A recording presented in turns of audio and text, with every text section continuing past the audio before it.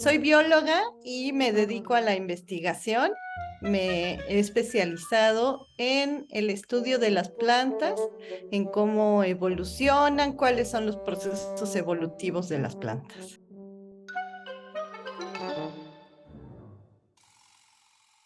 Me dedico a la genética evolutiva de plantas, esa es mi especialidad, y lo que hacemos es analizar la variación genética, el ADN de las plantas, para ver cuáles son sus procesos evolutivos en la actualidad o para inferir sus procesos evolutivos en el pasado. Quiénes son parientes de quiénes, qué poblaciones se reproducen, cómo se mueven los individuos entre poblaciones, etcétera. Mucha de la información que está en el ADN nos puede decir qué ha pasado con las poblaciones y con las especies. Ha cambiado mucho mi perspectiva de lo que son las plantas.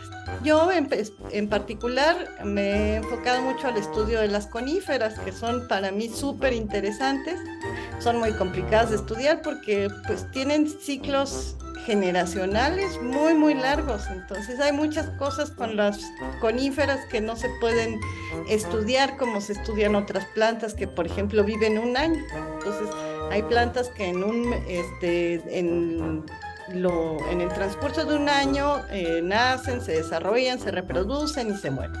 En cambio, las coníferas, algunas empiezan a reproducir hasta los 40, los 50 años y llegan a vivir cientos o miles de años. Entonces, experimentalmente, es muy difícil trabajar con las coníferas, pero es muy interesante al mismo tiempo justamente porque sus procesos son muy distintos a los de otras plantas que viven menos o que son más pequeñas.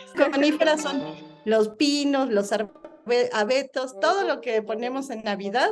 Y por ejemplo, las piñas estas de Navidad vienen de los pinos, las araucarias que se usan mucho en los jardines, aunque no son de México, se usan mucho también los cipreses, los juníperos, todos esos son las coníferas. Son plantas, son árboles en general, arbustos algunos, que tienen estructuras reproductivas en forma de conos, por eso se llaman coníferas. Pues desde niña me gustaban las cosas vivas. Por ejemplo, íbamos mucho de excursión con mis papás y siempre regresaba con palitos, rocas, flores, pedacitos de plantas. Me gustaba romperlas, verlas por dentro, o guardar polillas en una caja, pobres polillas. También me gustaba a escondidas tratar de atraer hormigas. Me gustaba muchísimo ver hormigas, ¿no? Las observaba, les ponía nombres, las podía estar agarrando. Entonces, desde niña tuve una fascinación por eso y algo que tenemos mucho los biólogos es este gusto por clasificar, por ver qué cosas se parecen, qué no se parece, etcétera, ¿no? Entonces, desde niña tuve esa tendencia, aunque yo no sabía que eso era una característica de los biólogos. Mi madre es filósofa, entonces la ciencia y la biología tienen una parte filosófica que me ha influenciado muchísimo. Y mi papá también,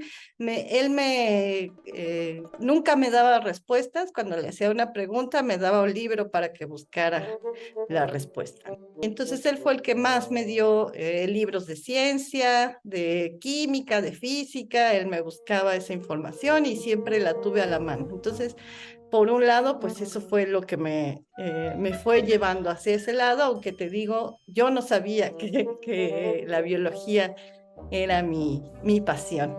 Una de las restricciones que luego tiene la gente para entrar a estudiar una carrera científica es la dificultad con las matemáticas, pero muchas veces una vez que entiendes ciertos conceptos o ciertas partes teóricas, te es mucho más fácil regresar a las matemáticas y entenderlas. Entonces, eh, pues que no le tengan miedo a las carreras científicas, sí implican mucho trabajo, mucha dedicación y sobre todo pues se tiene que tener la pasión.